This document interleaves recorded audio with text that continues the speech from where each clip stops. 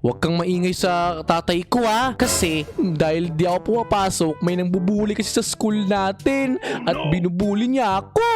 Di ba nag-CR ako noon sa school natin? Tapos nilubog niya ako bigla sa bawal silin. Nakakatakot nga eh. Naku po, hindi nga maganda yun. Sandali, i-describe mo nga kung sino yung nambubuli sa'yo? Violet yung damit, green yung buhok, tapos naangiti pa siya lagi. Kaya iisipin mo na parang mabait siya. Kita yung baon po. Ibigay mo sa akin lahat. Nag-costume ka pa ng banana.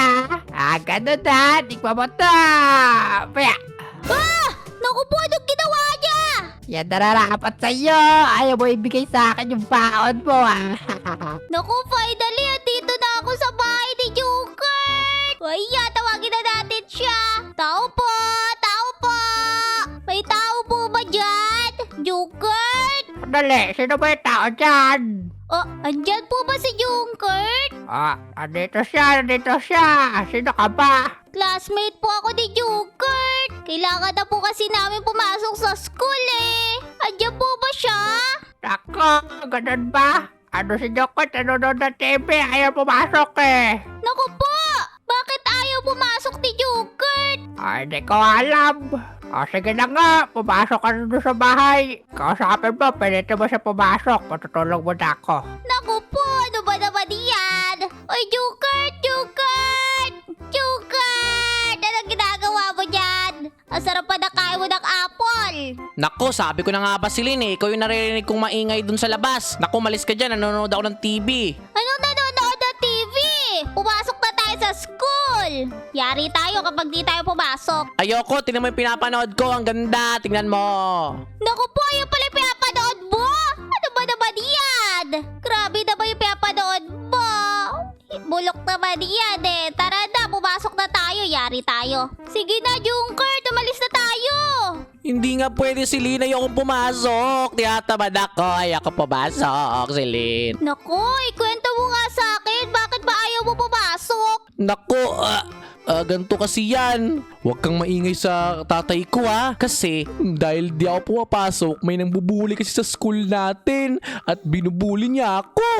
Naku po, anong klaseng bully? Nako, ganito kasi yun. Di ba nag-CR ako noon sa school natin? Tapos nilubog niya ako bigla sa bawal silin. Nakakatakot nga eh. Naku po, hindi nga maganda yun. Kung ganun, Jungkook, sige ako na lang mag-isa papasok sa school muna. Hahanapin ko kung sino ba yung nambubuli sa'yo. Naku, salamat Silin. Huwag mo sasabihin sa tatay ko yun ha. Baka kasi sugurin niya yung nagmubuli sa akin. Naku, nakakahiya. Tago ko na lang muna. Sandali, i-describe mo nga kung sino yung nambubuli sa'yo. Ganito kasi yan Silin. Violet yung damit, green yung buhok, tapos naangiti pa siya lagi. Kaya iisipin mo na parang mabait siya. Ngayong alam ko na kung sino yung nambubuli sa'yo, pupuntahan ko na yun sa school. Papasok na ako, Jungkook. Naku po, umanda sa akin yung nambubuli kay Jungkook. Finally, andito na ako sa school. Makapasok na nga. Tara na, pumasok na tayo sa school. Ay bata. O sandali, anong ginagawa nila doon sa daan? Daanan yun eh. Naku po, lumapit nga tayo. Ano ba naman to? Kita yung baon po. Ibigay mo sa akin lahat. Nag-costume ka pa ng banana. Naku po, kinukuha niya yung baon ng banana guy na yun. Tapos ayaw nung guy, humihindi ata siya. Naku po, nga pala, may nabubuli kay Jungkook. Naku po, kailangan ko hanapin yun. O panoorin natin ito dalawa. Nakukutuban ko kasi na parang siya yun. O tignan natin. Ganun na. Tikman mo to. Paya. Naku po, anong ginawa niya? Yan nararapat sa'yo. Ayaw mo ibigay sa akin yung baon mo Naku po, tulungan natin siya. May bata, ano nangyari sa'yo? Naku po, kawawa naman to. Naku po, hindi ko na siya makausap, kakaiyak niya. Papasok na muna ako sa school. Ngayon, alam na natin kung sino yung nambubuli. Humanda siya sa akin mamaya. Okay, dismiss na kayo dyan. Naku po, tapos sa pala klase. O tara, panahon na para punta natin si Jungkook. Gagantihan namin yung bully na yun. May naisip ako plano. Ilisan natin. Oh, sandali. Ano pa rin yung bata? Kawawa naman siya. Iyak pa rin siya na iyak. Kaya kailangan natin solusyonan to na bubuli sa school na to. Naku, ang sarap naman ito. Sandali! Jugert! Hoy, Jugert! Ang dami mo naman pagkain! Ano ginagawa mo dito? Naku po, hindi kasi ako pumasok silin, di ba? Kaya ito, bumili ako ng pagkain dito. Hehe. Naku, Jugert, di ba pumasok ako? O tapos? Nakita ko na kasi kung sino yung nambubuli sa'yo. At meron ako naisip na plano. Gagantihan natin siya. Naku po, paano mo siya gagantihan? Nakakatakot nga siya eh. Parang hindi nga siya kayang mabuli or kahit anong gawin natin sa kanya. Naku, ano ka ba? Wala lang siya pera, kaya siya gandun. Paano mo naman nasabi? Kasi nakita ko kanina, meron siya binubuli. Hinihingian niya ng pera. Wala ata siya mabaon. Gusto mo sumama sa akin? Nako, ganun din naman ginawa niya sa akin. Nangingi siya ng barya. Pero teka lang, ano bang gagawin natin? O ganito, sumunod ka lang sa akin. May naisip ako. O gayon, nandito na tayo sa school. Magtago lang tayo dito sa kotse. Tapos, obserbahan natin kung ano ba ginagawa niya. Hintayin natin siya lumabas sa school. Okay. Naku, ayan na siya. Lumabas na siya.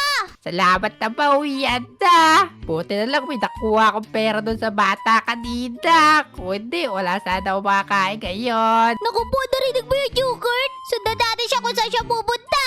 Ayan na, umalis na siya. Naku po, saan kaya pupunta yun? Jugert, dito ka lang. Tumikit ka lang sa akin. Nako, Silin. Natatakot ako sa plano natin. Pwede bang huwag natin gawin? Naku, hindi pwede. Tara na, sumunod ka sa akin. Naku po. Ayun siya, nakita ko siya nasa taas, umakyat. Sundan lang natin siya. Ano kaya tinatago dito? Panigurado may sikreto to na maganda i-reveal. Tapos gagamitin namin yun sa kanya para di na siya mababuli. Mapapahiya siya. Naku nga, pero takot pa rin ako. Naku, tara na. Andito na siya kanina eh. Dito siya pumunta sa kaliwa. Asa na kaya yun? Wala namang mga bahay dito eh. Sandali, ayun siya. Nakikita ko siya pumapasok dun. Oy, Jungkert, nasa ka na? Bilisan mo! O, Jungkert, doon siya pumunta sa kulay red na bahay na yan. Naku po, parang ano yan kulungan ata yan ng mga hayop, di ba? Oo nga, bakit naman siya pumunta dyan? Naku, hindi ko alam. Silipin natin. O, tara na, bilis. Naku po, Jungkert, ayun siya. Nako pa, naubos agad yung pagkain ko. Ano ba yan? Sige na ka, matutulog na lang muna ako dito. Ah! Sandali! Natulog siya doon? Naku, Jungkert, ano ibig sabihin nun?